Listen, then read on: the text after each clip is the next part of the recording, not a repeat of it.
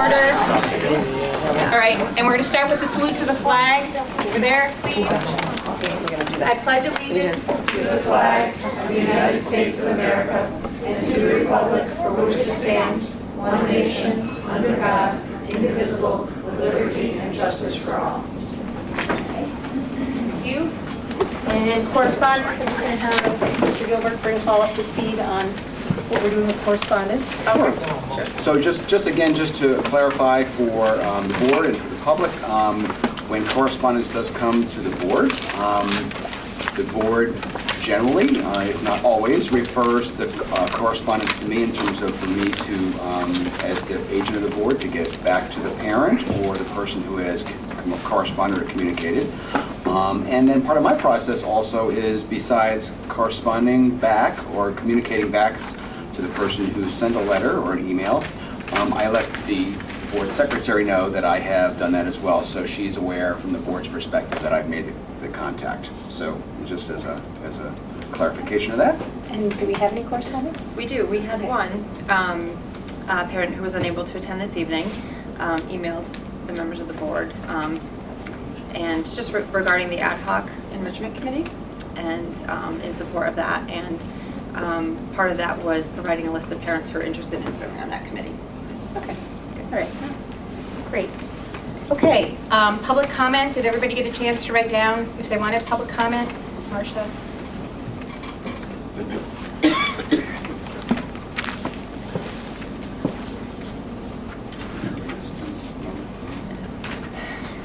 Okay. And you've spoken before? Yes, ma'am. Okay. Okay. First, I wanted to say thank you very much for having me here tonight and for allowing us to speak. Also wanted to say thank you very much to the board for considering the proposal we talked about at one of the previous meetings about the committee to really dive deeper into, whether it's enrichments or gifted and talented or whatever you want to call this new committee. I want to say thank you for considering it. One of the questions I had, it's often difficult, I don't know if I need to plan on attending every board meeting, but when this is going to be on the agenda and discussed, I wasn't sure if there's a way to let the parents who are interested in this know that this is something that's going to be discussed and we should be at those board meetings. I know it's, as you know, it's difficult to make meetings like this work, and a lot of us want to participate. So if there's a way they can clarify that, I'd appreciate that. I'm a little new to the whole world of boards and public comment sessions. And then a final note was just, if you could, when you talk about it, a little bit deeper on how you're going to select the members of the committee. I know we had hoped that it would be one where there was both parent involvement as well as teacher and board, and what is a way to be considered for that? Because there are a number of people who would like to be considered. And then I know that there's a public comment session, or I think there is, at the end of this meeting. Is that correct? Yes. And so I'll make my notes and then also ask to speak at the end if just a few more things. Of course. Thank you very much. Okay. All right. May I ask who you are, please? Stillman Jordan. You want to say my thing about Okay.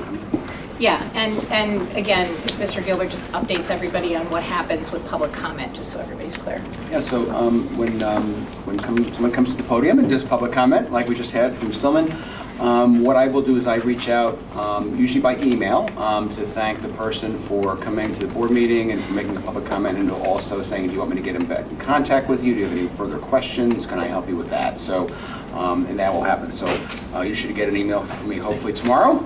If not tonight, probably tomorrow though. And we'll be able to do that same process. Thank you. Okay, so that's the only person that I had signed up. Okay. Okay, consent agenda. Does anybody have anything to extract from the consent agenda? Nope, then I need a motion. Approval of the consent agenda as presented. Second. Okay, all those in favor? Okay, thank you. All right. And we are down to reports. And the first thing we're going to talk about is the Ad Hoc Enrichment Committee. And just like we did for the SRO committee, we just have some initial thoughts. Sorry, it didn't make the meeting minutes. You could just pass those. Okay. So again, it's always easier to start with something than with nothing. So the draft charge, the committee will make a recommendation to the Board of Ed on the ways the board can support the initiatives of the school-wide enrichment model endorsed by the board in their strategic plan, in the strategic development plan, including the needs of high-achieving, high-ability students. Okay. Time frame, again, like last year when we were thinking about the SRO position, we want to make sure that if there are already budget considerations, we address this prior to the budget process, which actually begins like in August, but at least if we have a recommendation to the board by October, we can, look at any impacts to the budget, and we can still affect the budget at that point.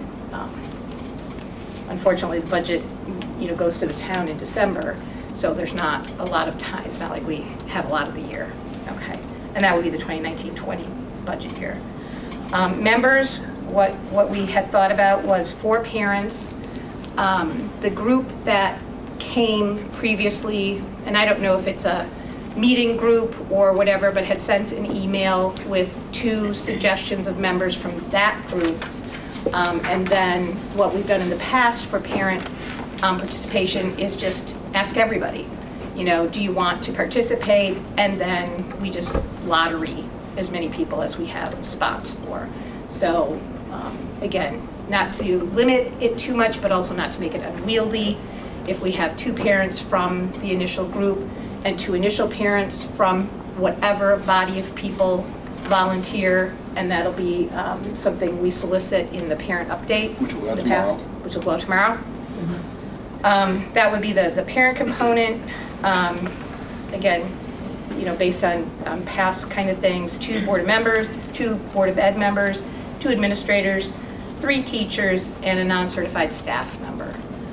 So I don't know if anybody has anything just on that part. The rest of this is really just background on where we are, how we got here a little bit.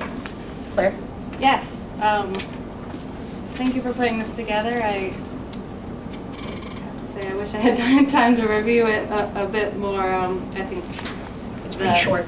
the scope of the Enrichment Committee is really important to make sure that we're looking not just at sort of programmatic ways to support the school-wide enrichment model, but also sort of looking at ways other schools challenge students and make sure that, we've heard a lot about students who need or would benefit from acceleration or more differentiation. So I'm hoping that the scope and the charge can include sort of those broader sort of questions about how, across curriculum we can achieve a more, an academic environment that fosters that more. I think to do all that in the time frame by October is challenging. I mean, I appreciate It does have to occur through the summer. I mean, that's a given. If you're part of this committee, it is summer work. I'm not balking at the summer work, but I think, October is a great place to have preliminary recommendations, but I'd hope that there'd be an opportunity to extend if we decided at that point there are broader initiatives that might take longer.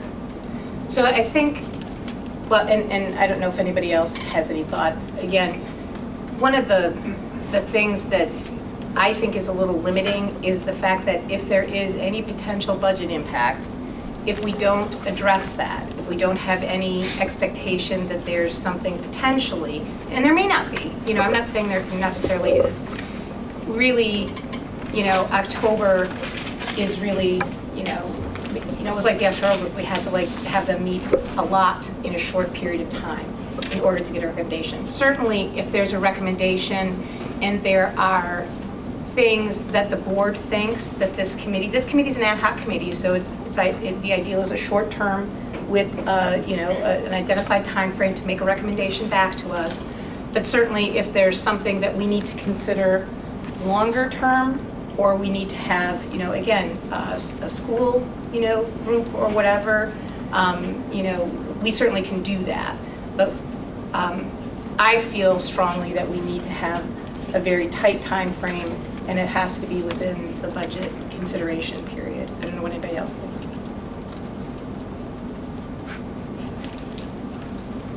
I guess my response to that would be, I think it's a laudable goal to have recommendations by an October meeting, but I hope this wouldn't mean that would be the end of the work of the ad hoc committee if it's determined that further, deeper, broader work would benefit the school.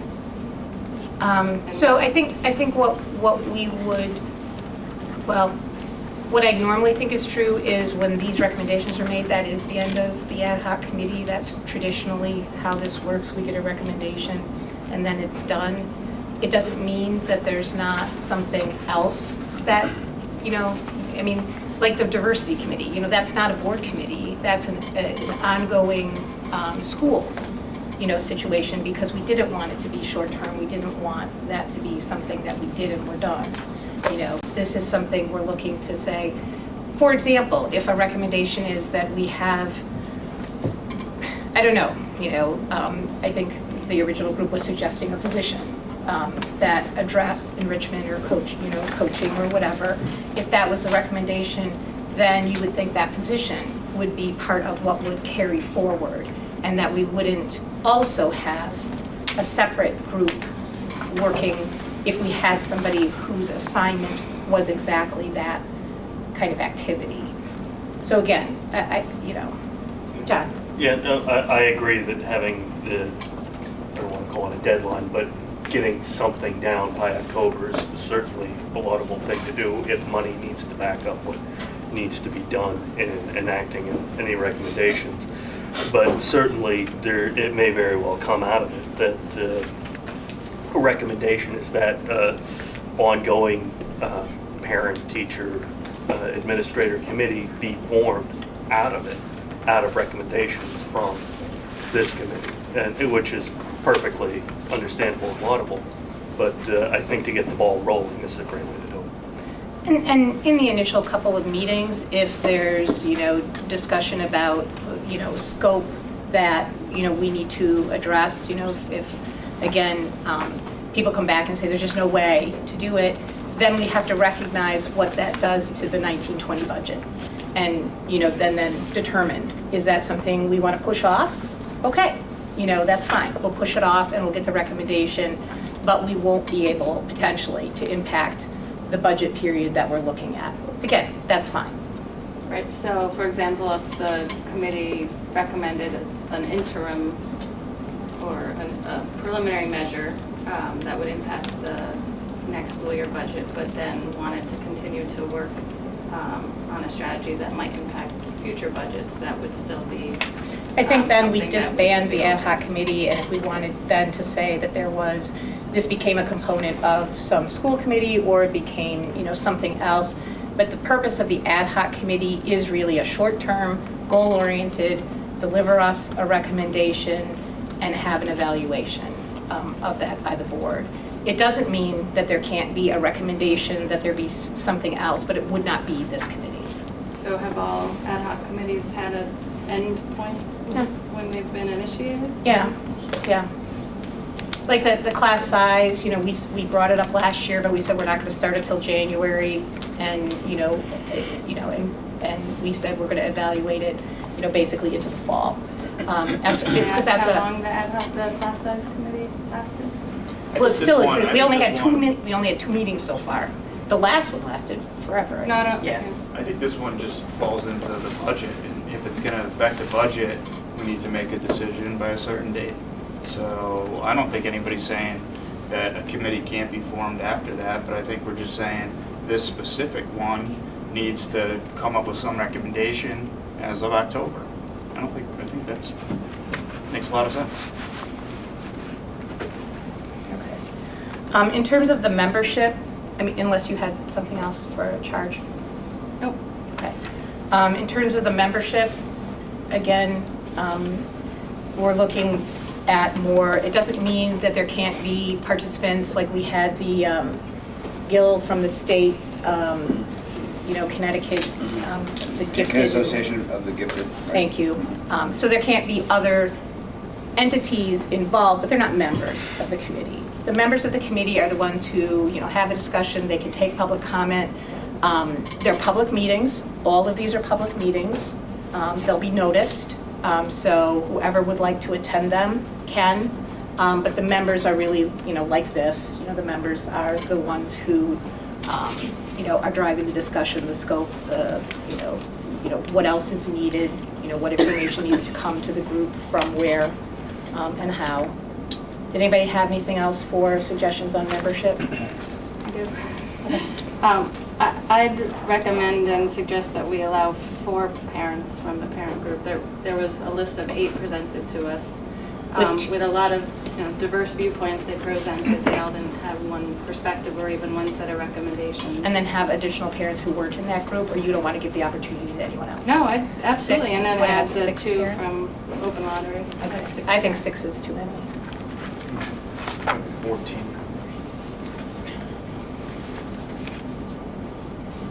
Generally, that would be too many people, I would think, right? Do you feel like so there were two names that floated to the top, okay, of the list. If people in that group don't feel like that's a representative twosome, maybe that group can, I don't know. What do other people Another think? question though is, the 2 positions that are open for lottery, everyone else in the group can also apply for those 2 Sure. positions. so Yeah, we want to potentially- give everybody the chance, but certainly anybody in that group could also apply for those positions. Right. Yeah, For the lottery. but it'd be a lottery.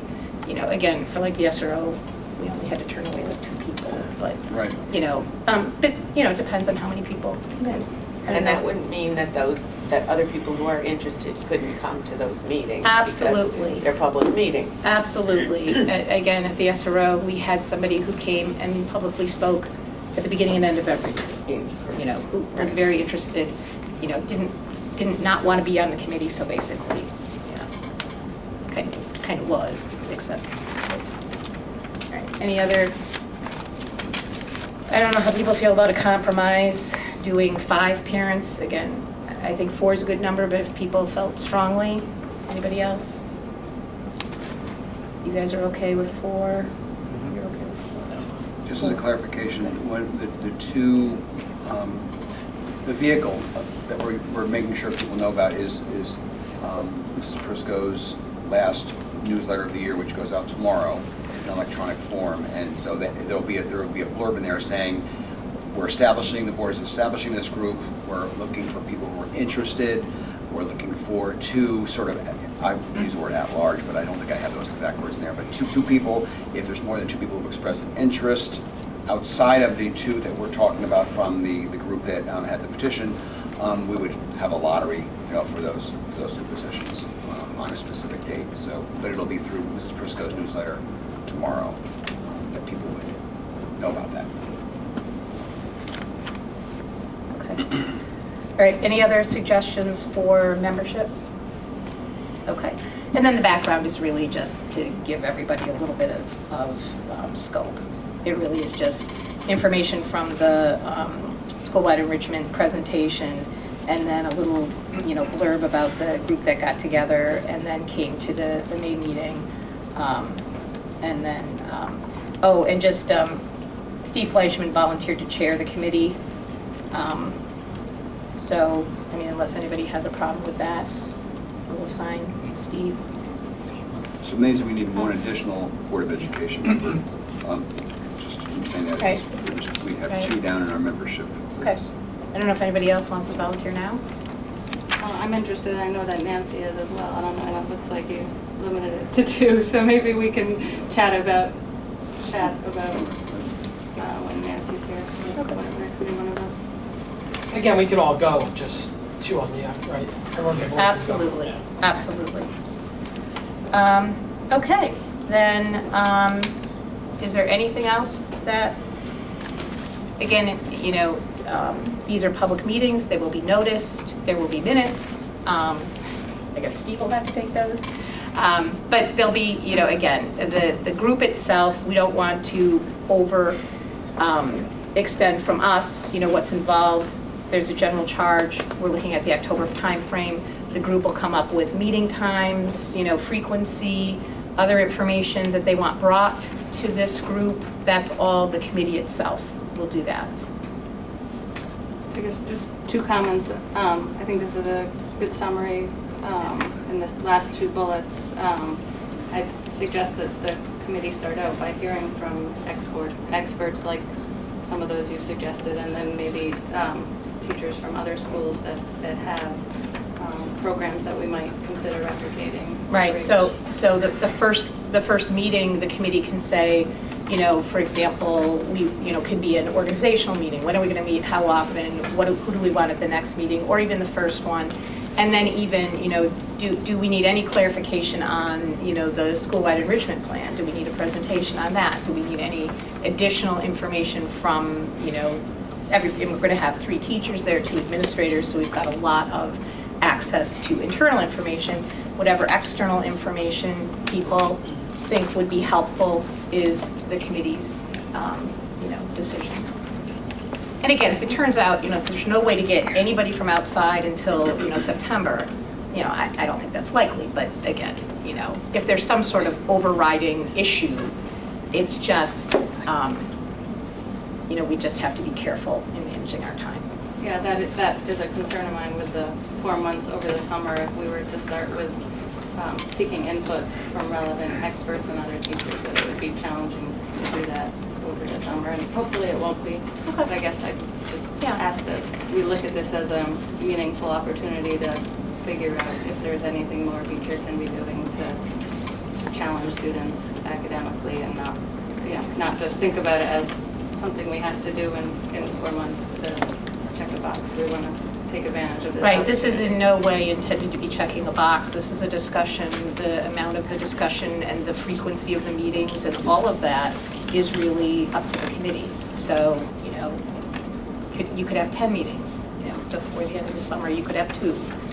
That's really the decision of the group, and how much information needs to be drawn in externally and how much information has already been, accessed. There was certainly a lot of comments about people's research, when parents were speaking. So you may be further along the continuum on some of this than you think you are. Right. Maybe. So hopefully we'll have the flexibility to kind of measure Okay. as we go. All right, so we just need a motion, I think. Move that we establish an ad hoc school-wide enrichment committee. Second. Okay, any other discussion? All those in favor? Okay, great, thank you. Okay, Mr. Gilbert, you are on. Okay. And no one's been PTO here, right? PTO? No? I just wanted to say quickly about the PTO. We have a fabulous PTO. We all know that. And there's just a few people doing the work of many. And the PTO recently, and Mrs. Prisco will talk a little bit about this, but the PTO recently has notified us of some very, very significant gifts that they're giving to us. So I'll keep you in suspense a little bit. But just want to say that on the behalf of them. They are just a fabulous group. Just support us tremendously. So it's a pleasure to give you my report for this month. Again, congratulations to our CAPS Award recipients, which we celebrated at the 6:30 time. Liliana, Annabelle, Jaden, Arushi, and Forrest. The award program that we celebrated and experienced is based on community service, service to others, academics, and leadership. So it's a pleasure to honor those students this evening. Retirees, best wishes to Lori Garrett from our food services staff. She's retiring after 25 years of service, and we celebrated her today with cake and coffee and good wishes. Also best wishes, of course, to Mrs. Sell, our reading teacher, and Dr. Stebinger, science, on their retirements. 2019 Teacher of the Year. It's a pleasure to again announce that our 5th grade teacher, Elizabeth Hegney, was selected as the 2019 Woodbridge Beach Road Teacher of the Year. This announcement came this past Wednesday at the annual end-of-the-year faculty staff breakfast. Liz is a team leader, student council advisor, and member of our professional development committee. Our music program, an adjudication report. We continue to maintain an exceptional level of performance in music, and have established some wonderful benchmarks over the years, most notably platinum and gold medal awards at this past May's Adjudication. Great performances by our advanced band, jazz ensemble, string ensemble, and chamber ensemble. We also had 5 of our student instrumentalists auditioning and chosen to participate in the Connecticut Music Educators Southern Region Festival. And 9 students were selected for that same elementary honors band and elementary honors orchestra. So we have a lot of outstanding musicianship going on. We thank Mr. Leitch for his wonderful leadership of this and the support of parents in making sure their students practice and do what they need to do to be such great musicians. Hiring. I am very pleased to inform you that we've been doing some great hiring recently. We've recently hired Heather Minardi for our STEAM position. We also hired Jeannie Treleglio for technology, and Jeannie is in the audience. So Jeannie, congratulations. We also hired Kathleen Marler as our part-time .5 special education resource teacher. And also, 5th grade teacher Elizabeth Hegney will be moving into the reading department and will assume the open reading position. And we still have some hiring to go on for our 2 open classroom positions, and that hiring is starting very soon and will be completed in early July. Our 6th graders will be promoted tomorrow, and Mrs. Prisco will talk a little bit about that in a few moments, but I'm thankful to Mrs. Hamilton, Chairman Margaret Hamilton, who will address the graduates, as I will as well. And of course, there'll be a 6th grade party held tomorrow afternoon as well. Summer programs are starting. The building only gets 3 days rest, Wednesday, Thursday, and Friday this week, and programs start on Monday. So be ready. Learning does not end with the last day of school at Beecher Road. It continues right on through the summer. Board members, as you know, we've identified July 25th as the date for our board retreat. It's anticipated this meeting will be held right here in the Library Media Center, and will start at 5 o'clock. As previously indicated, our facilitator will be Bob Rader, Executive Director of CABE, who was with us last year as well. A light dinner will be also provided, and any information related to this we'll get back out to you, but we appreciate you being available on that night for this important time. We had an unbelievable, really it's a first-time event, really, if you think back, it's such a long time ago that it happened previously. A first-time fabulous field day here at Beecher Road School with every student involved and our 6th graders leading it as they give back to the school as a 6th grade group. Mrs. Prisco will talk a little bit about that, but it was just an unbelievable experience for everybody, and just one of those things that we said, why don't we do this more often? Likewise, we had a great school-wide outdoor read that took place last week on Thursday. Wednesday was not looking so good, so we went to Thursday, and Mrs. Prisco will also talk a little bit about that as we support literacy and doing it outdoors. I was recently held the Superintendent's Parent Forum, as you know, on June 6th. I was excited to see so many parents come out as part of that evening where we presented the school-wide enrichment model and heard questions and comments and thoughts. We're also appreciative to Gil Andrade, our gifted and talented consultant from the State Department, in attendance. And as you know, tonight we address this continuing journey with our Ad Hoc Enrichment Committee. Family night took place at Lake Quasi, sponsored by the PTO recently. Mrs. Prisco will also talk a little bit about that. I would say that I have attended many end-of-the-year celebrations within the school, teachers who bring the year to a conclusion by having parents and grandparents and family members come in. Just wonderful events, something that parents really look forward to. It's something that really sets Beecher Road apart, I believe, as a school where there's a lot of celebration of what goes on through the entire year. Our ad hoc class size committee has had 2 meetings to date, and we will continue meeting in the fall. At least that's our plans at this present time. Also, I would like to mention that I did go to the Board of Selectmen last week and brought some information to them, reminding them that our enrollment increases are alive and well. We're ending the year with 850 students altogether. We ended last year at this time with 799. So that's 51 students more, 6.5% increase, which is absolutely unbelievable considering that most schools are going in the other direction. They were very appreciative of knowing that, as they are every month when I go to report to them. We have talked a little bit about space needs. As you know, our business office, we appreciate their flexibility. Our business office is moving to the town hall. and our recreation office will move down the hallway to where the business office was, and this will free up space for our continuing enrollment growth and our program development. At the selectmen meeting, I also talked a little bit about our budget deficit, which we have reduced from $187,000 to $120,000. These are not final numbers because we're still looking at final spending and final savings, and but most of this reduction was because we released some encumbrances, we found utility savings, and there were some medical census changes. And my last item for my report is just to remind you that in July, watch for the annual publication of the bridge, which will be mailed to all households in Woodbridge. The bridge celebrates the 2017-2018 school year and all the great things that went on. It would be really helpful if Mrs. Prisco could follow my report. She has some things to follow up on, unless there's any questions for me. Yeah, is there any questions for Bob? Before we have, you keep stealing her thunder, I think. Go ahead, Mrs. Prisco. So thank you.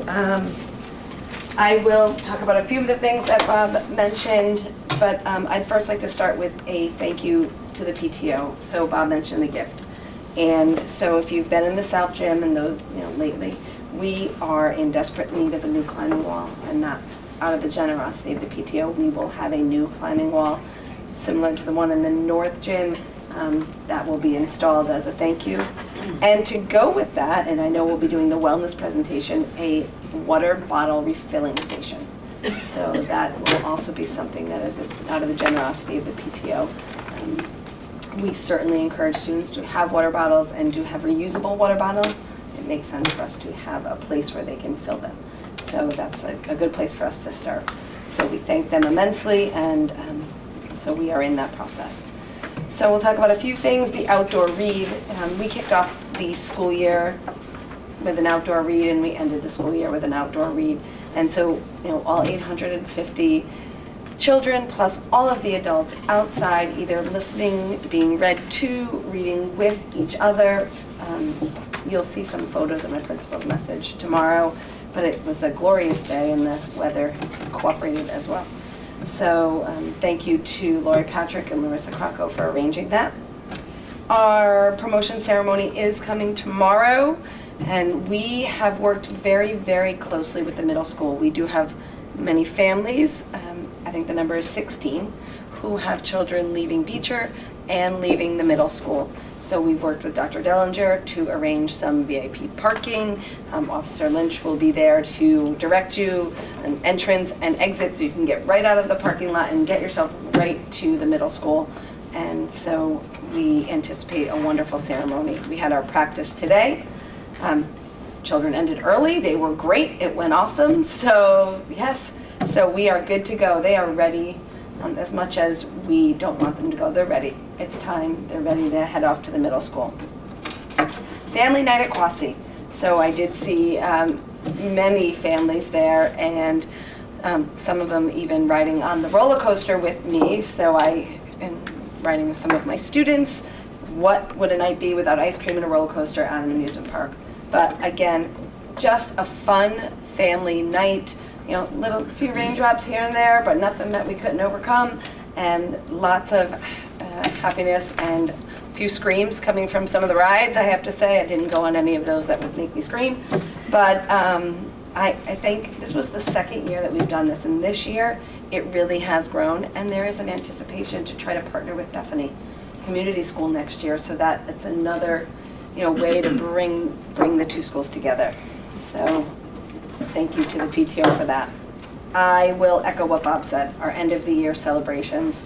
And you heard a culminating one tonight with the 6th grade teachers. And one of our teachers did get a little bit, emotional. And you see that with teachers from kindergarten right up through 6th grade. We spend hours and days with your children, and we say thank you for that. But saying goodbye to them is very hard sometimes. And at those end of the year celebrations, when you think about when they entered your classroom and how much they've grown, it's very touching. So thank you to all of the families that took time. We know that there are so many activities, and a special thank you to Lola, Lynn, and Judy in the North office, because they are answering the door for lots and lots and lots of families. It is a very, very busy time of year, and there are so many guests, and we try to accommodate those that, it's a long walk down to South Assembly, so let's see if we can, help arrange that so we can make things a little easier.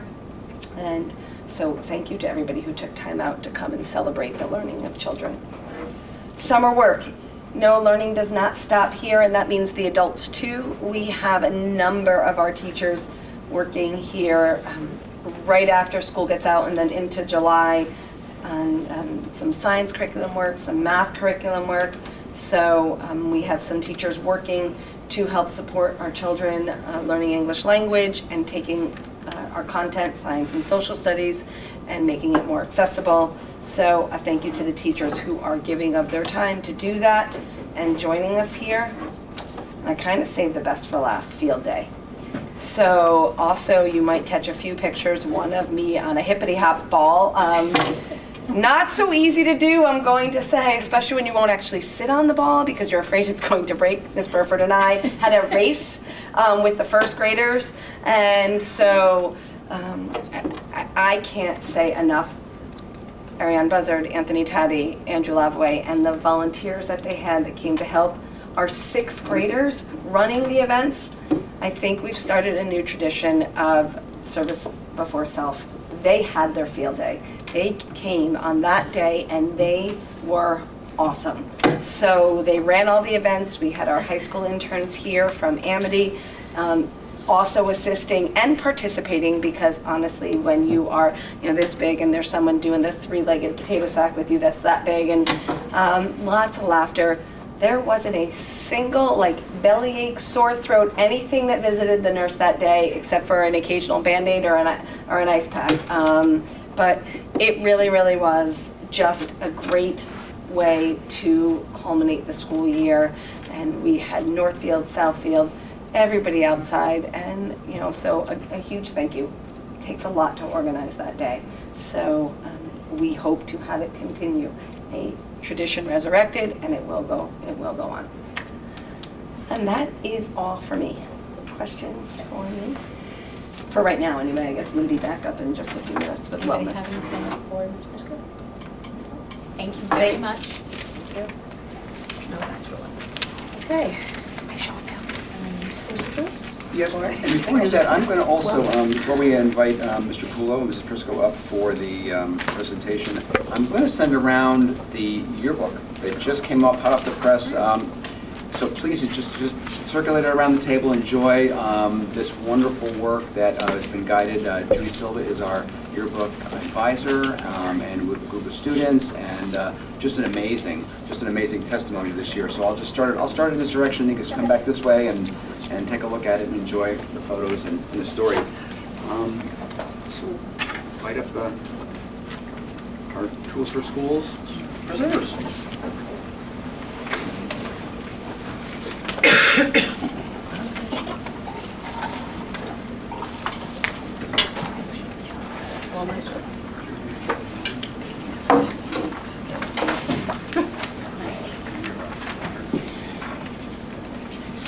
Good evening. We're fighting over the clicker, sorry. That happens in most households. Yeah. So thank you once again, as Mr. Poole and I come up and talk to you about wellness, and then kind of a subcommittee or a committee that grew out of wellness, Tools for Schools. And so wellness does mean many things, and our committee does attempt to consider all of the components that you see up here, which can be nutrition, physical activity, student wellness, meaning emotional well-being as well, and then a well-building, and that's where the Tools for Schools comes in. So this large list of committee members, some of them have been with us for quite some time, and then we had some new members join us this year. And this wellness committee, as we said, Tools for Schools, they mirror. Some people are able to join us for both, and it is a time commitment. So again, just like you are all sitting here and giving of your time, we say thank you to those folks who give up their time to join us. So there's a lot on this page. I'll just talk a little bit and let you kind of read some of the things that are here. I'd like to draw your attention to number 2, which happens to include a cafeteria taste testing. We'll highlight one of our most recent when we had a representative from the Sorrow Farm.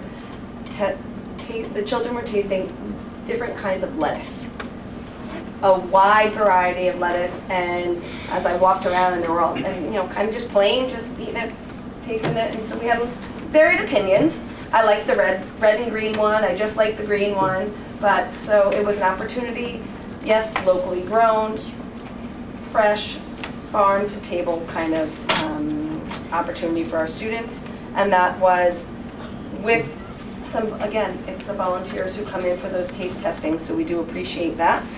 Some staff wellness, these are all voluntary. We do not force anyone to come in and play early morning basketball, but once or twice a week in the morning you see some of our staff down in the gym, in the South Gym, well before school, kind of getting a little exercise in. It is an opportunity for a little community building, but also to get your workout in. Mrs. Atchison opens up her art room for a little bit of an open studio for the adults also a couple of times a year in the morning. Come in, you bring your coffee, sometimes there's clay, sometimes there's just colored pencils, but just again a time for a little bit of a different kind of wellness. If you would take a look at number 4 and 5, so 4, a highlight of a few of the things that we do this year with our children. And the jump rope for heart is one I'd like to highlight. I think we talked about it back in February where we had a family night for the first time. So we would love to continue that. And number 5, these are the ways in which we communicate to our extended Beach Road School community about our wellness committee. So we had a few days where we talked about many things in our cafeteria, but one, and many of our staff, we challenged ourselves as well as the students packing waste-free lunches. So again, we talked about the water bottles, so we don't have lots of throwaway water bottles. We also had volunteers from the town sustainability committee, and they were present with us to help do some composting in the cafeteria as well as to weigh our waste. That information can be found. We can share that information out with you. And I'm going to turn, clicker. There we go. So there's some of the information that talked about how much cafeteria waste that we had, 144 pounds on day 1, 210 pounds on day 2.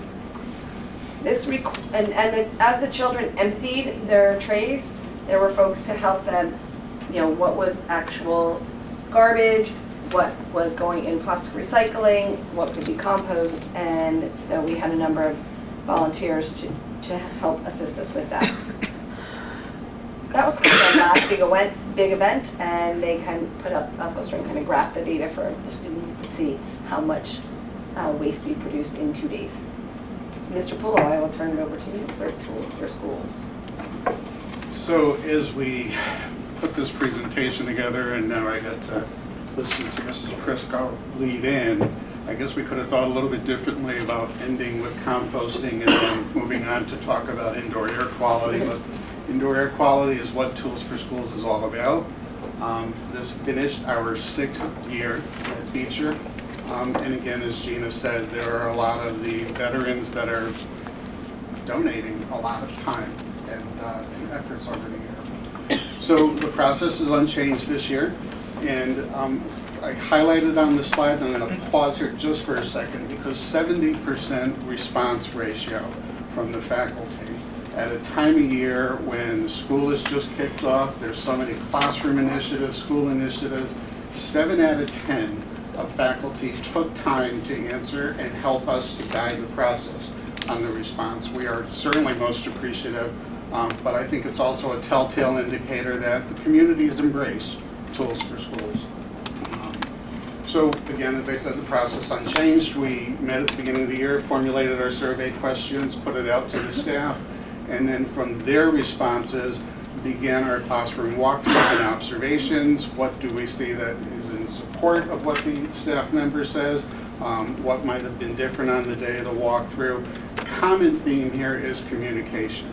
It's all about if there's an issue on the classroom end or something where air quality is not optimum for any one of the occupants, there's a way to get that message and request out, and there's education. I mean, I myself, for example, through this committee, learned things that perhaps some of us didn't stop and think of connections before, how our hand creams, how our colognes, how things that we bring into the environment might adversely affect someone who's occupying that neighboring environment. So again, I think the Tools for Schools has been successful because it's been an open conduit for communication.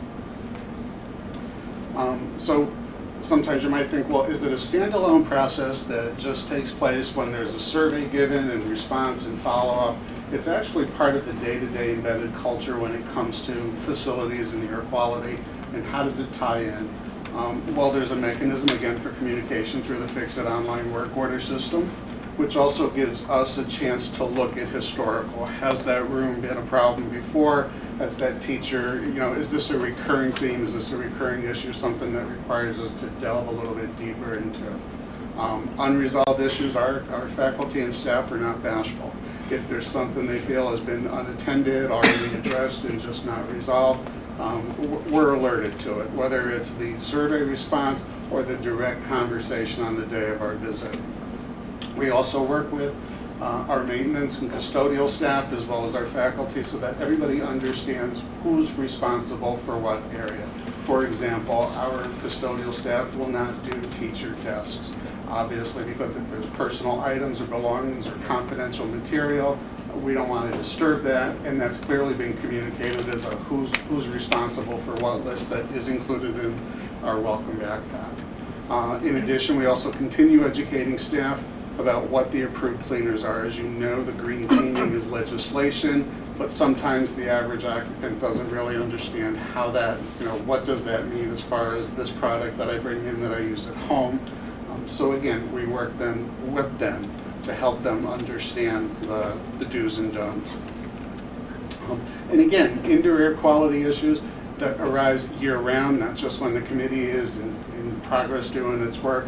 They're routed through. For example, we recently had an office concern that was brought to it. We ran the Tools for Schools process even though the committee had already visited that area earlier in the year.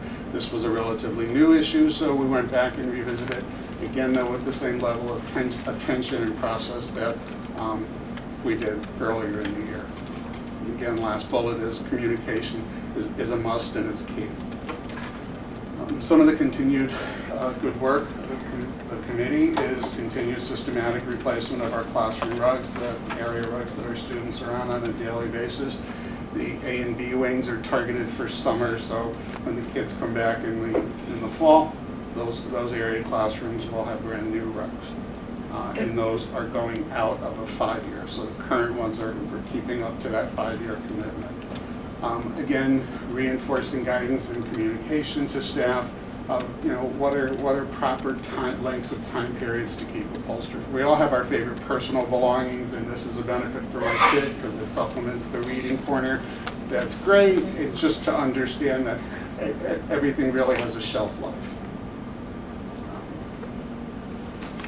And I'm going to turn it back over to Gina for some commentary on our beautification committee. So you've heard us talk a little bit about this committee that, again, voluntary committee, giving some time, and some of the things that we have accomplished this year, painting and some rearranging of some of the artwork that was in the entrance and the foyer. I am going to do a bit of show and tell, and I've already talked about the climbing wall, and these are the things that are happening. So we wanted to update our photo. There was many years ago, I think, a photo of the entire school, and it was in the symbol of a peace sign. So during Arts Week, our theme was gardens this year, and with the help of Ms. Krowig and Ms. Mallow and some students, they figured out how big of a flower we would need to fit the entire staff and student body in there. And then through one of our interns here, who is also a photographer, up to the roof they went. And this is the new image that will hang at the entrance to Beecher Road School. So I'm going to do a little show and tell.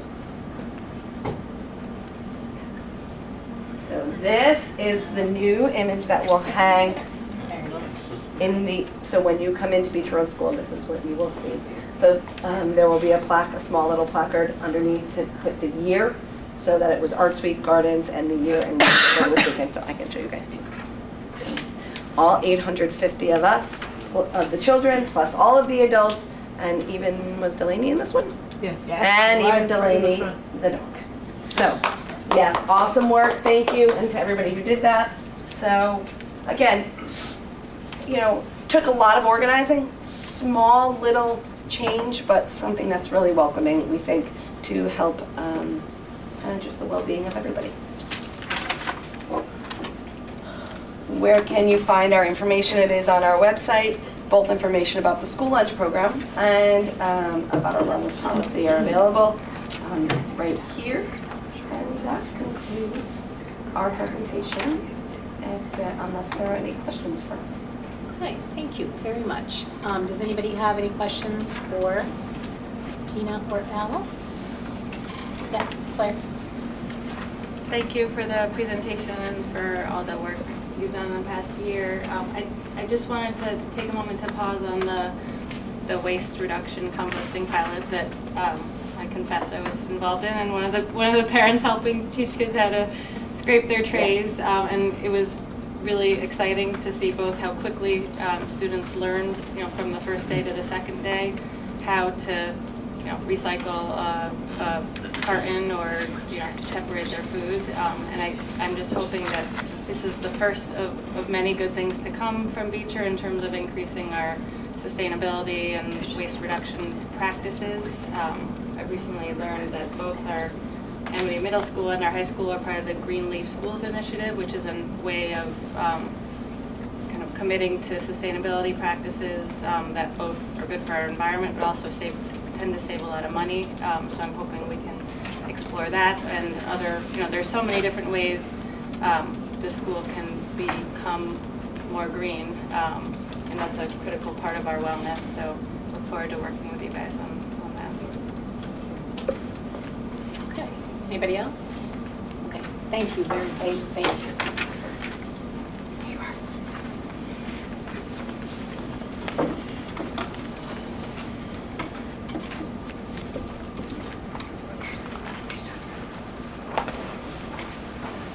I just want an editorial comment. It was really exciting to see the composting project go on, and it really was fascinating. It was also fabulous to see the involvement of many people outside of Beecher Road who linked to the town, linked to the Ad Hoc Sustainability Committee from the town's perspective. So yeah, we're certainly looking for continuance of that for sure. No doubt about that. So this is the time in our meeting agenda for an opportunity to bring to you a high-level summary presentation of our stakeholder feedback for continuous improvement. This is information from the spring surveys that we administered just several weeks ago, a month and a half ago. And so this is a 29 or so slide presentation. I'm going to move through it sort of in a high-level manner.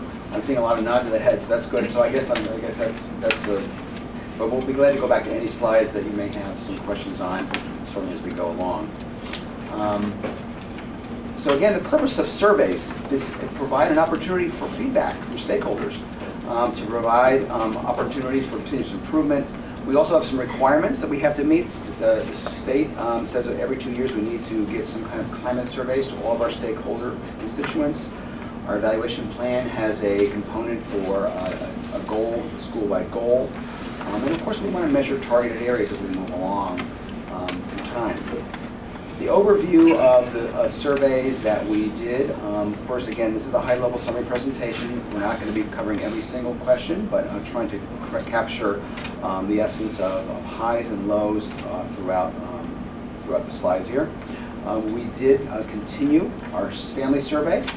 It's been administered now 3 times. These were questions that were created by the district in 2014, and we continue to assess those as we go along the way.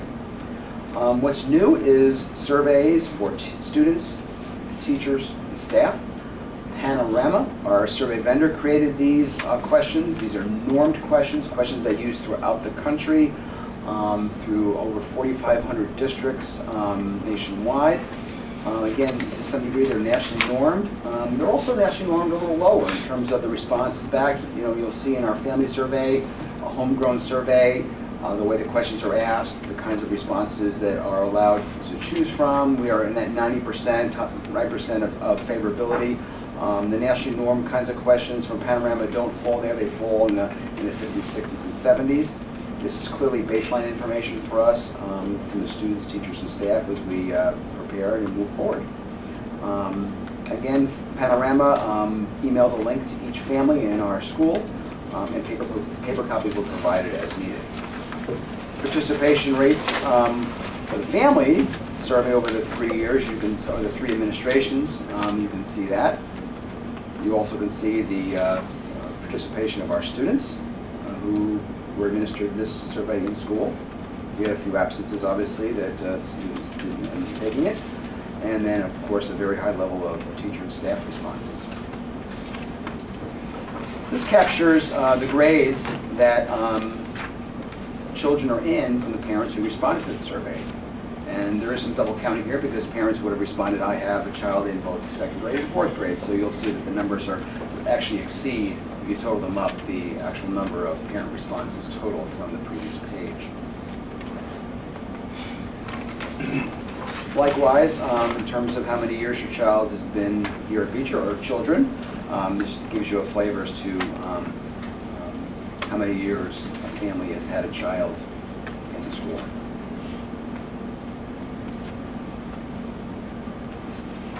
So as we move through the remainder of the slides, for each of the groups, for each of the stakeholder groups, there is a summary slide, really by topic. Panorama advocates the idea that questions should be put into topic groups, into buckets, if you will. And so that's how they arrange their own surveys, and what they've also done for our own homegrown survey as well.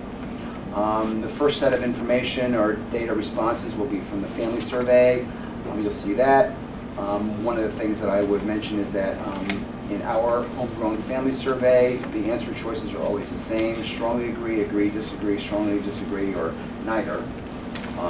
And in the Panorama-created normed surveys, they provide answer choices that are contextual to the actual question asked. So the responses that someone can choose change to fit the question that is actually asked.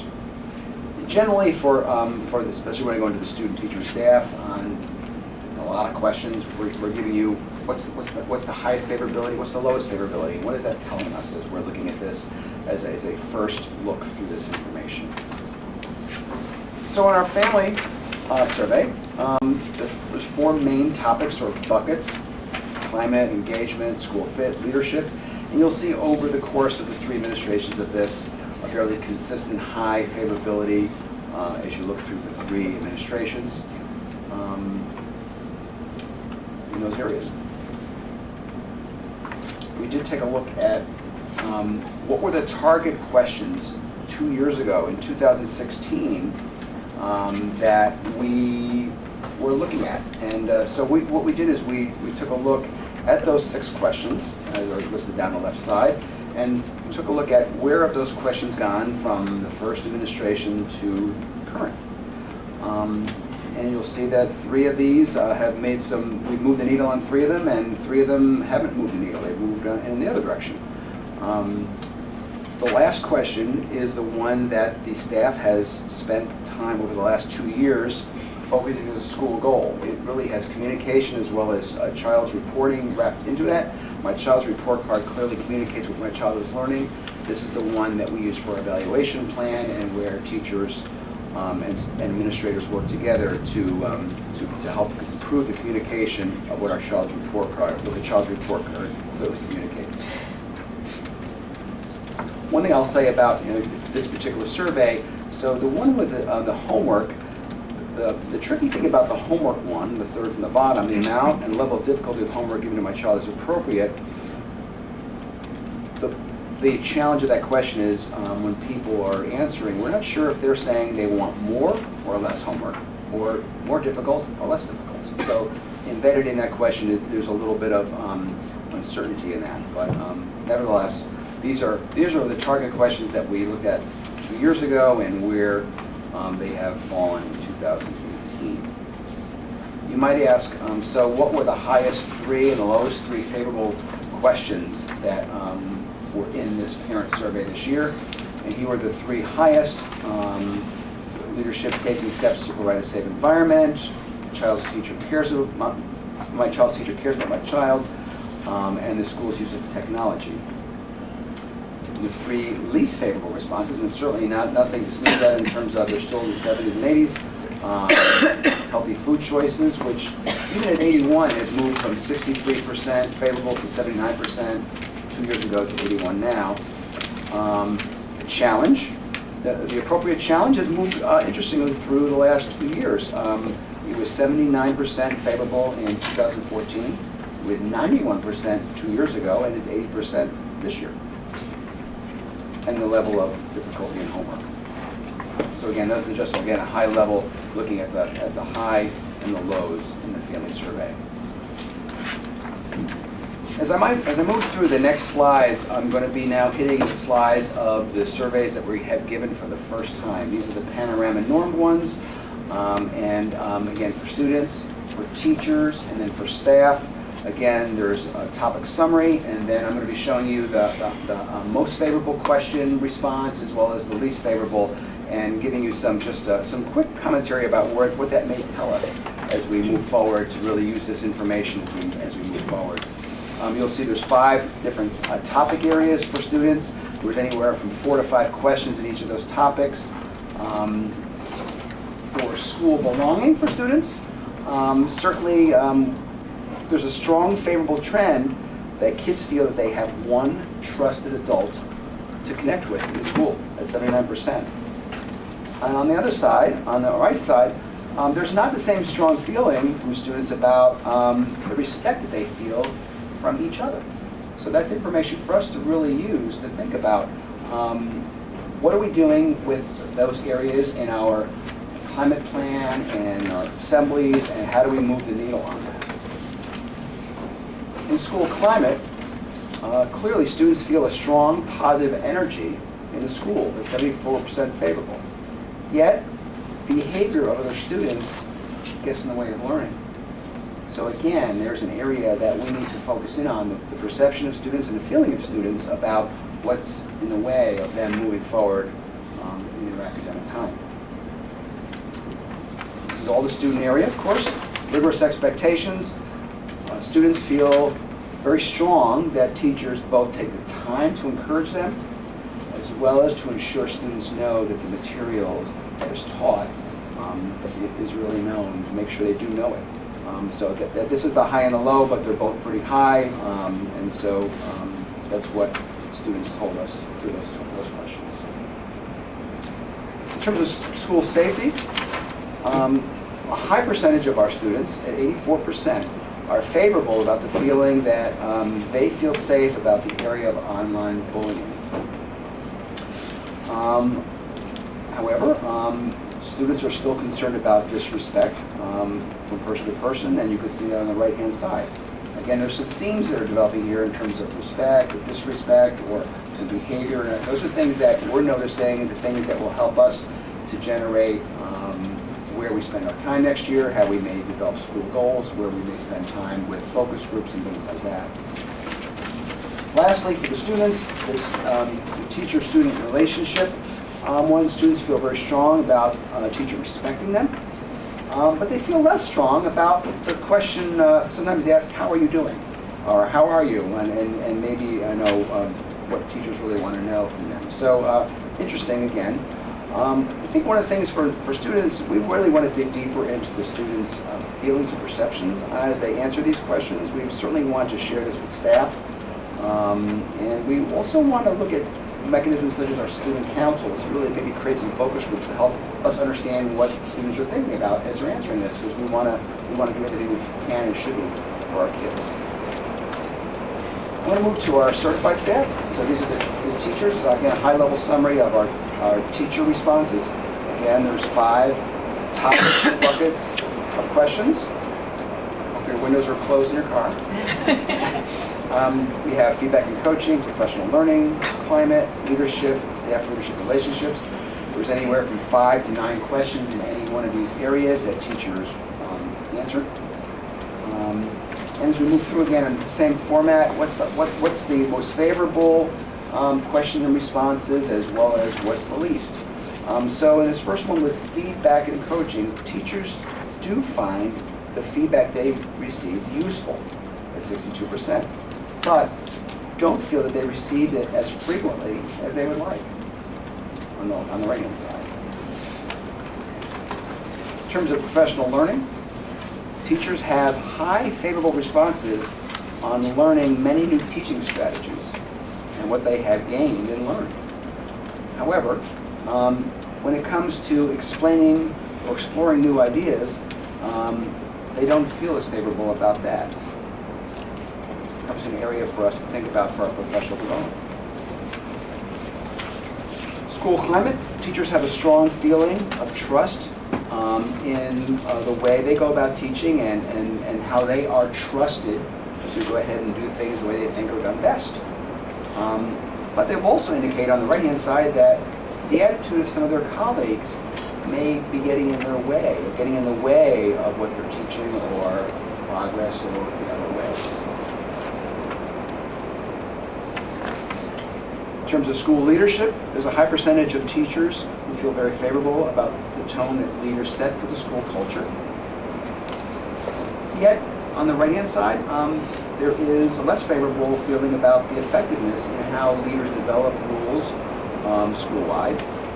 Something, again, for us to take a look at. And I think that's another area that intertwines with what we may have seen from some earlier ones from the students about respect, disrespect, getting in the way of students learning, and so on and so forth. The final teacher slide is about staff leadership relationships. Teachers have a very high feeling of respect from their leaders, but they would like to see more of an increase in the motivational aspects that leaders bring to them. So again, we're going to be looking at, we see some trends, but we want to bring this information both to the staff, to our professional development committee, to take a look at how do we hone in on the things that we need to move the needle on, where we see trends, where we see commonalities in these questions and in these areas that beg for some improvement. The last group is the staff. This is our non-certified members. This is our teacher assistants, office personnel, custodians, and kitchen personnel.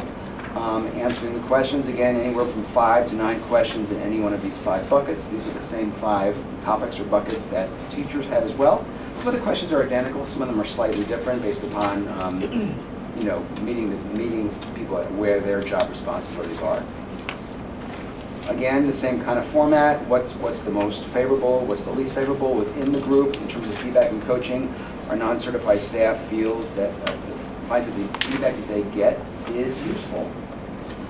But the feedback from the evaluation process, which is a one-time end of the year kind of a process, is not as valuable. So that's something for us to think about in terms of how we deliver that and how we play that out.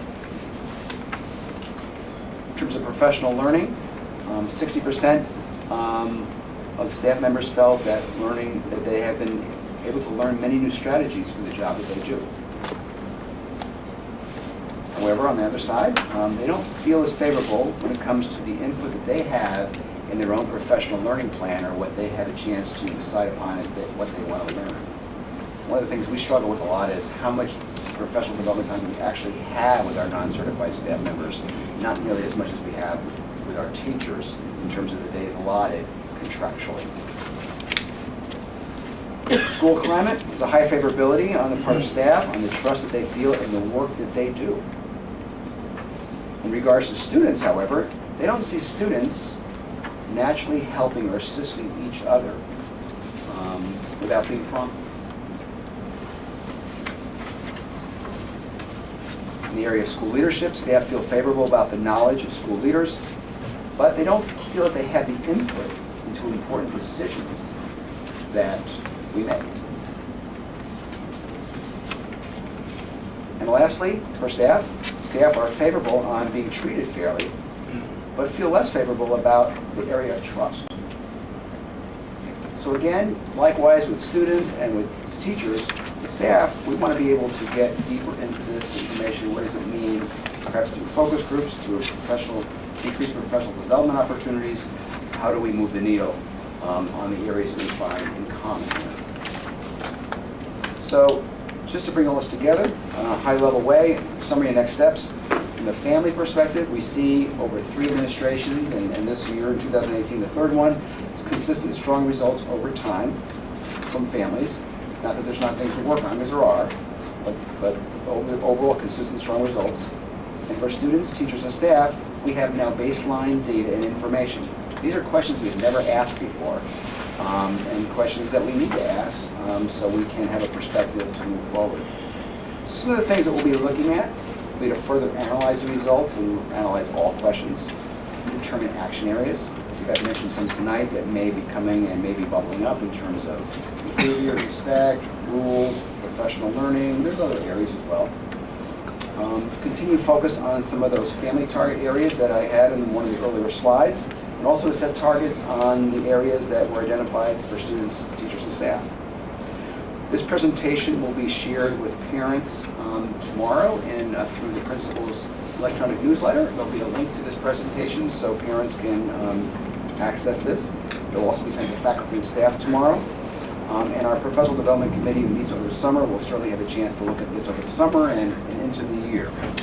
Action planning will take place, professional learning where it's appropriate, and we'll assess progress along the way. So thank you for bearing with me on 29 or so slides, and I'm certainly open to questions you may have as perspectives. Okay. So this is the information, it's especially helpful over time to see it. It's interesting to see the difference between the questions that Panorama wrote versus the ones we wrote, and the responses as well. You know, we have the I don't know, neither agree nor disagree. You know, it's the I don't know answer. That it does not exist in the questions for the staff, the students, and the teachers, and that's, you know, that makes a real difference. And when you're looking at the questions and you say, you know, do you feel like you're respected? You know, the top 2 tiers were counted as favorable, even if the third was somewhat respected. You know, so I guess that means somewhat disrespected. You know, so that was counted as completely unfavorable.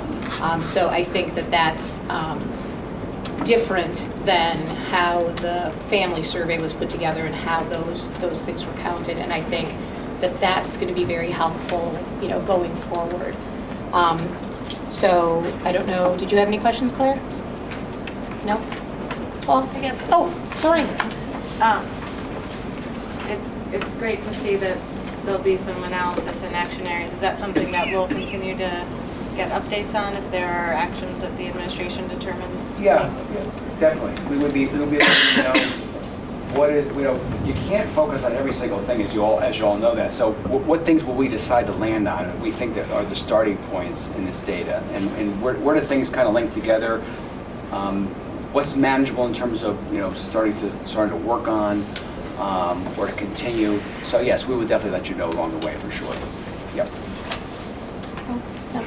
Nancy? Yeah.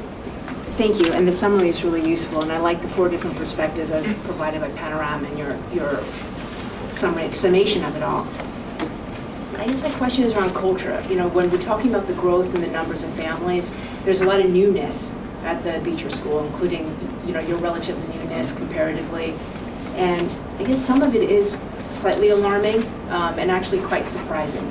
So I'm wondering, when we put together some of the points that you mentioned, the disrespect, the lack of feedback, somewhat not positive at 38%, the evaluation wanting a little bit more, the ineffectiveness with rules.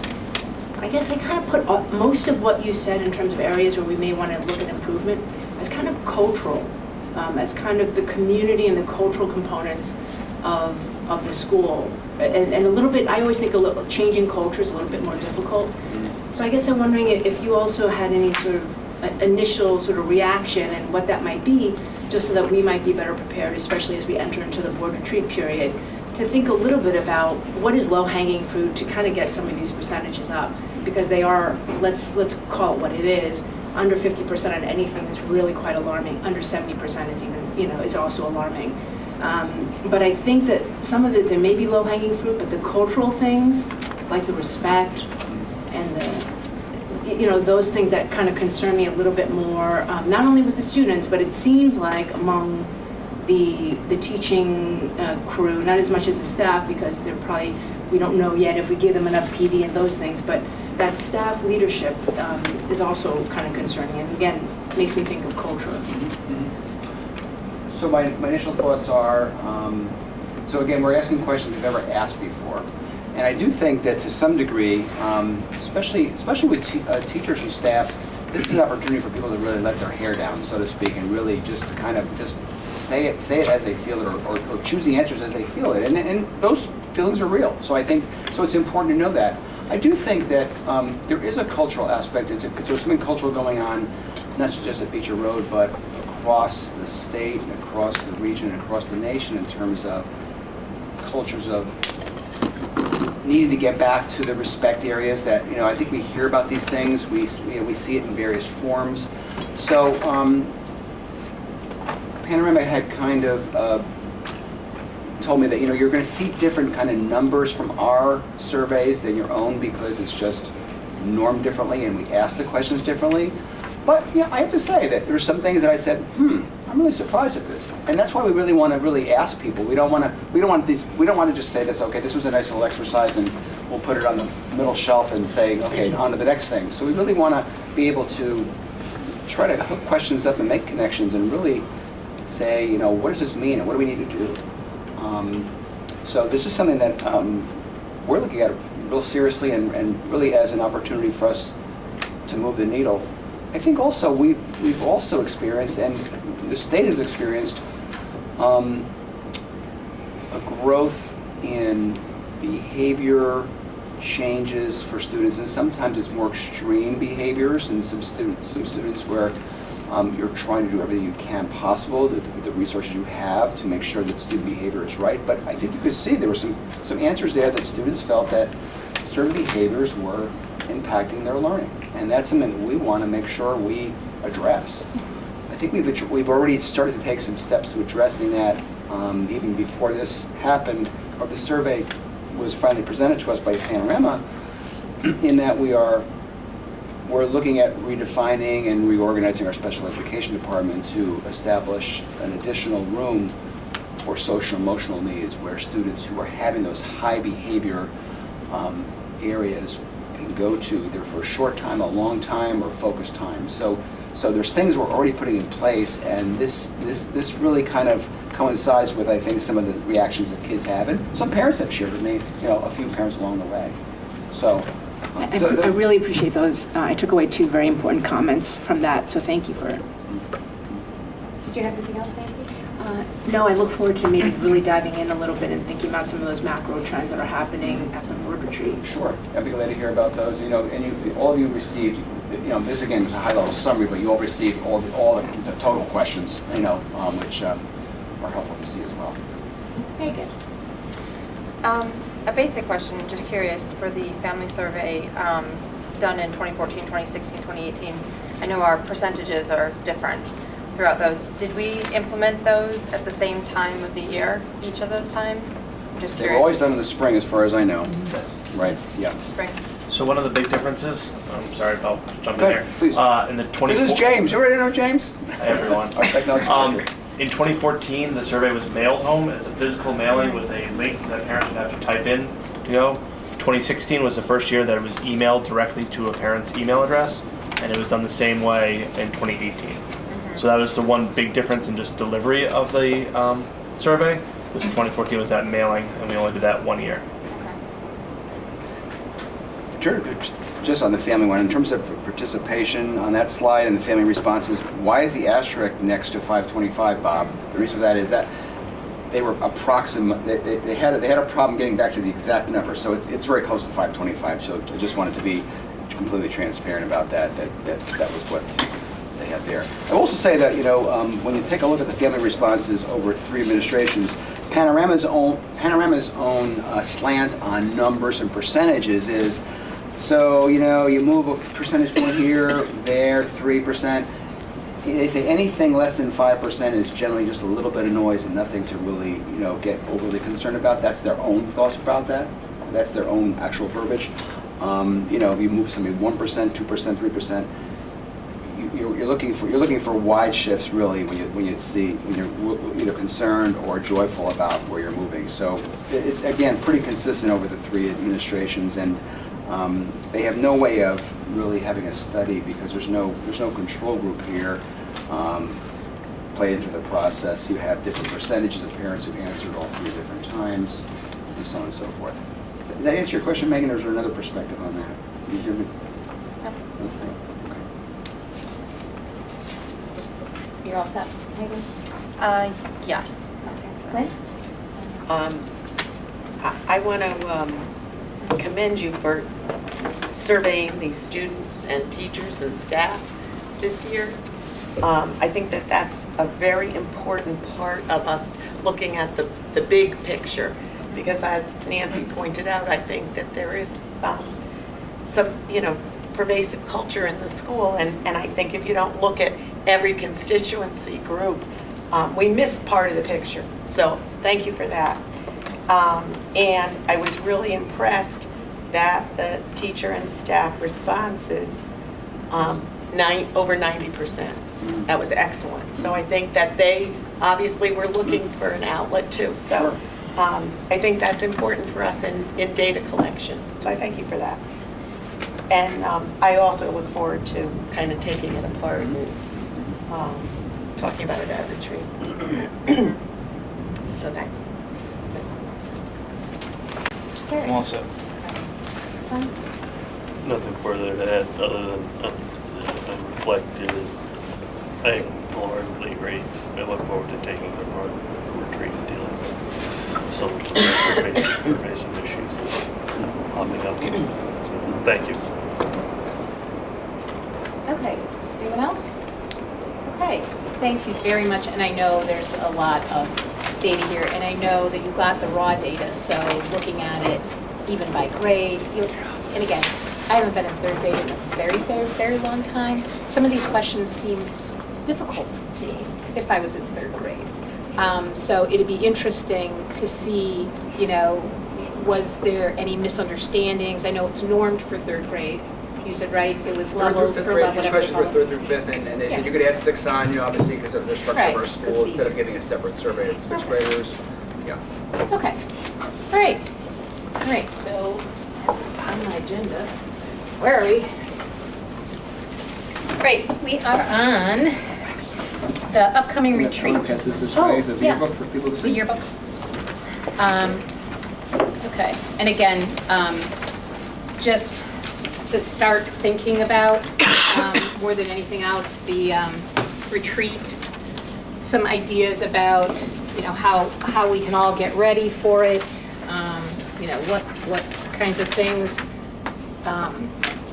We don't have an agenda where, part of the retreat is involving an open discussion about what people want to talk about. But this is a date and time, preparation. The strategic plan is obviously the outline of what we're doing at this school through 2020. So it's, everybody I know is familiar with the strategic plan, but that's something to look at. Budget constraints. We know that this last budget cycle, we had huge constraints in terms of, what we were allowed to present to the town. So again, what kinds of things do we think we're coming up against, board format agenda, all the presentations, like what do we want the same, what do we want different? Think about the structures of the meetings, how they run, and then, goals for next year. And we have our goals from last year to look at, which much of them were in support of the strategic plan. So we're looking at that. We need to look at the committees, just make sure everybody is participating where they want to participate, make sure we've got, membership. times, attendance, we can go over that a little bit, just to make sure that we've got all the committees set up the way we want. I think this is right. If something's wrong on here, let Marcia know, and she'll fix it. And then for the retreat itself, 5 to 6 is really Bob Rader and talking about the board meeting format. He has the self-evaluation document that we produced when we had our self-evaluation meeting in May. Many people didn't fill out the self-evaluation form.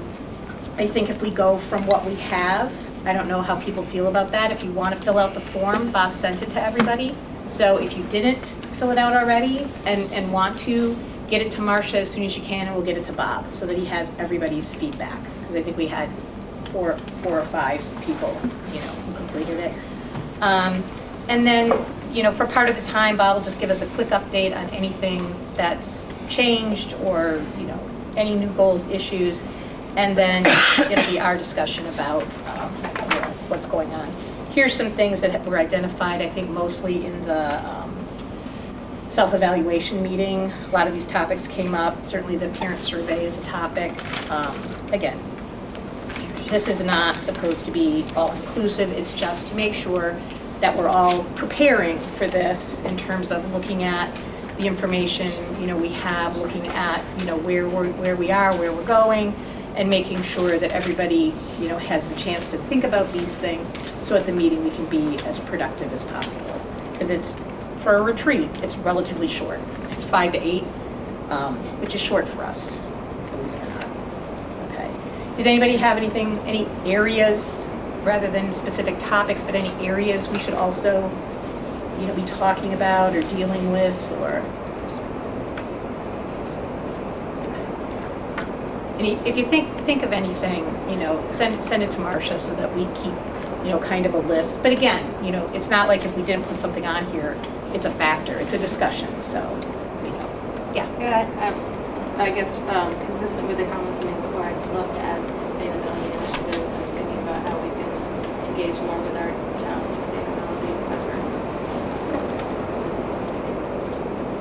I think parent participation.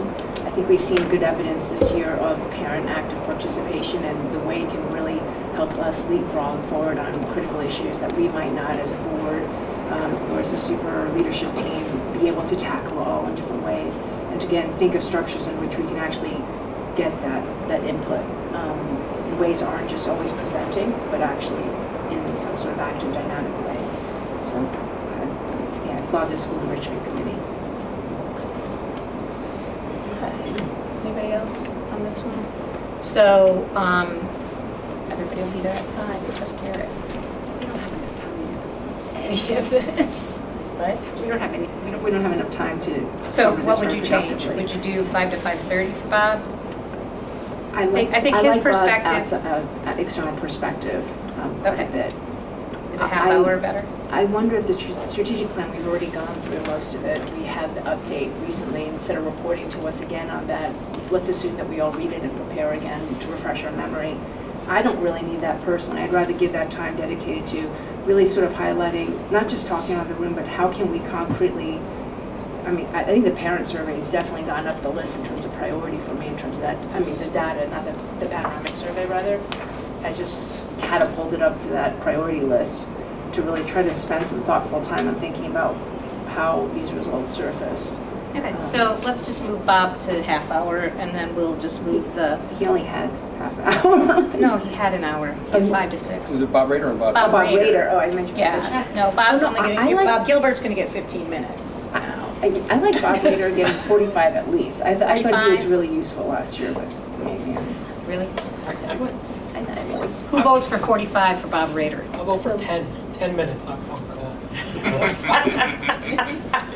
He gives. Wait, were you at that meeting? Yeah, I was there. Okay. Believe me, I won't be there this year probably, because that's a waste of my time. Oh, God. Really? I like outside perspective, otherwise we act in a vacuum, and I think that's a little unhealthy. Total waste.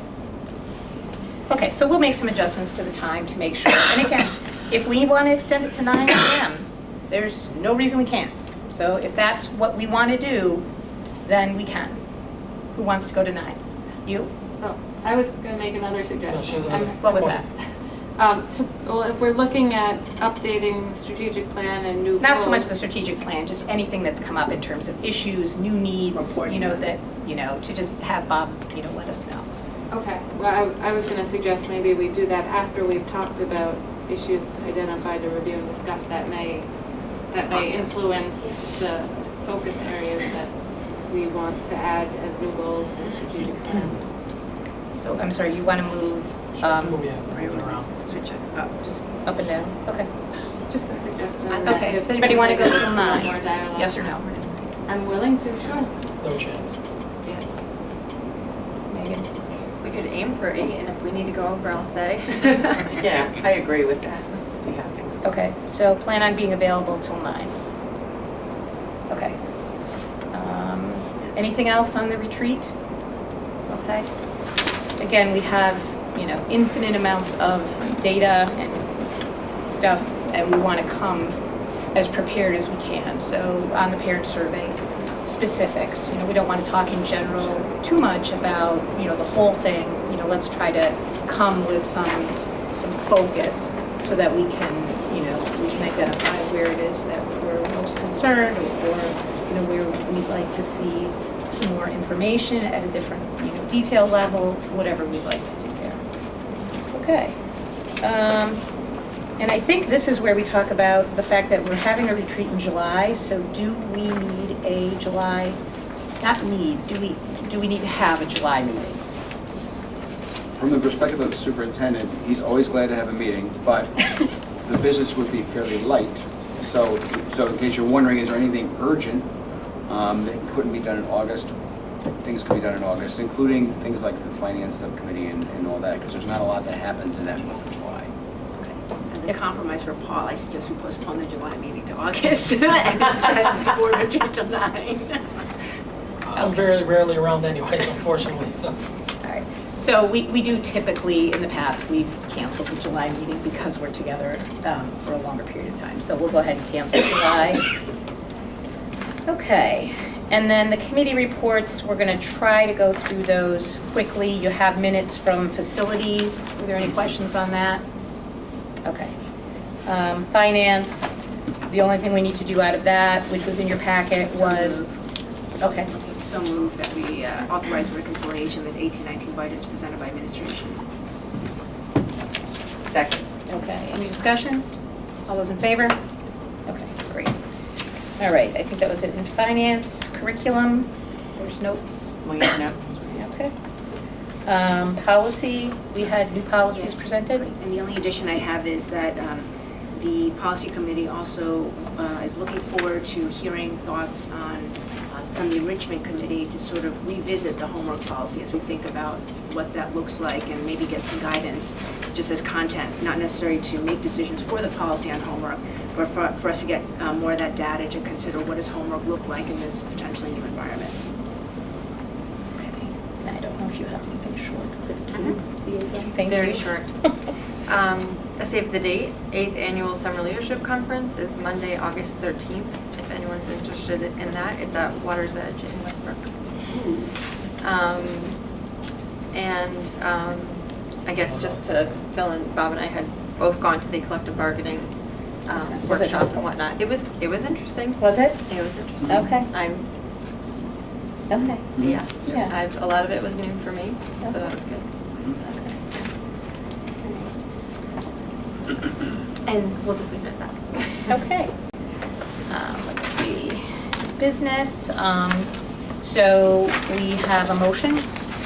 Yes, move that we ratify the contract. No, we Okay, didn't. move that we ratify the contract with the CILU number 80 effective July 1 through June 30th, 2021 as presented. Okay, any discussion? Who was the second? Karen. Okay, all those in favor? Okay, great, thank you. And now we're at public comments. I know, Sylvan, you wanted to speak again? I did, but there's no Joyce. And you signed up? Okay, Joyce? I was trying to, but there's no more. Oh, okay, so Joyce and Stillman.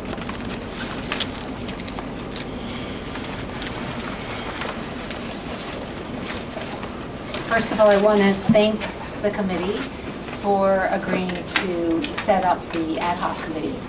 We are very grateful on behalf of all the parents to help find ways to meet students where they are. Several of the parents wanted to be here tonight, but because of the last-minute nature of knowing that the committee was going to be on the agenda, they couldn't quite get childcare in place in time. So some of the questions that they have raised are as follows. There were questions around who would be on the committee from the administration, and then a question around what are the criteria for determining teachers on the committee.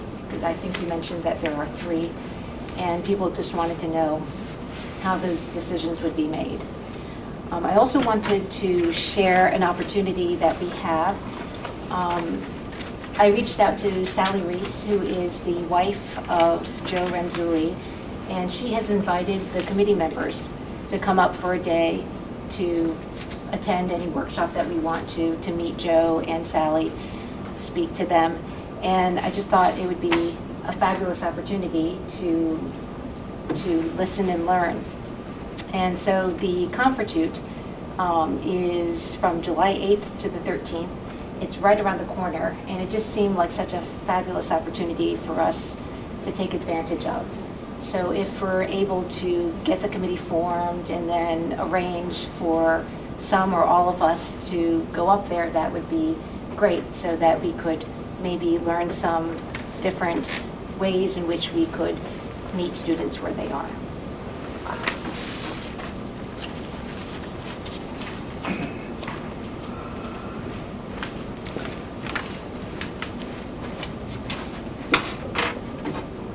Thank you very much again. I know being a teacher and on the board is probably a thankless job. You probably don't get a lot of parents up here, saying thank you. For me, I'll be honest, it's probably the first board meeting I've sat through from beginning to end.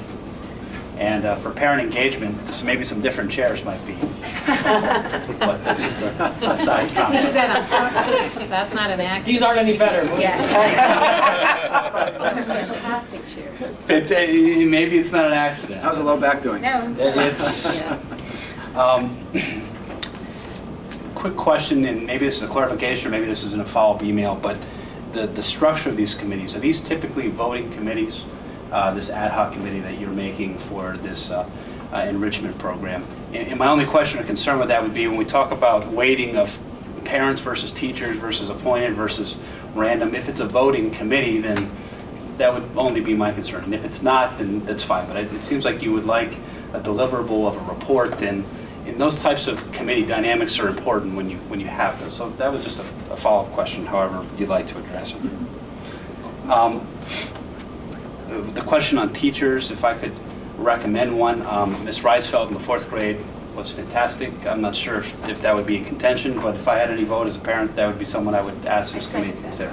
But I'm not allowed to respond.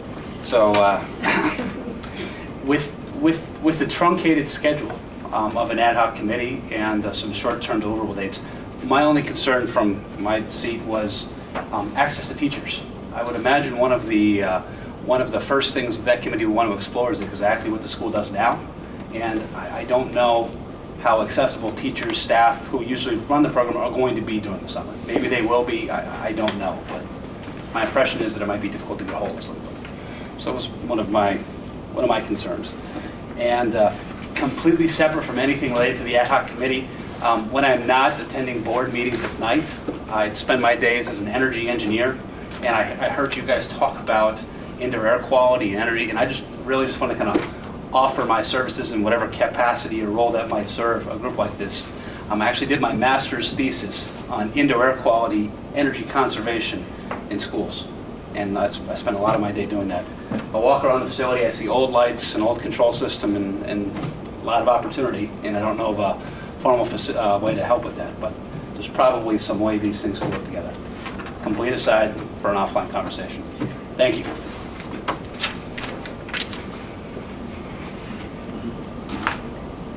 Okay. Anyone else? Okay. Then we do need to move to adjourn, but we have an executive session, so don't anybody run away. Please. So we need a move to adjourn. Thank you.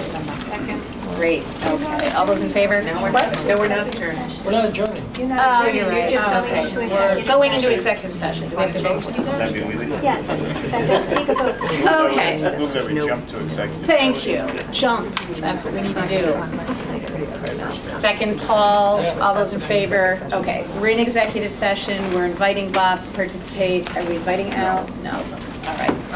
Okay, and we're not inviting any of you. You So are not you all need to- invited. Thank you very much. Really okay. Thank you.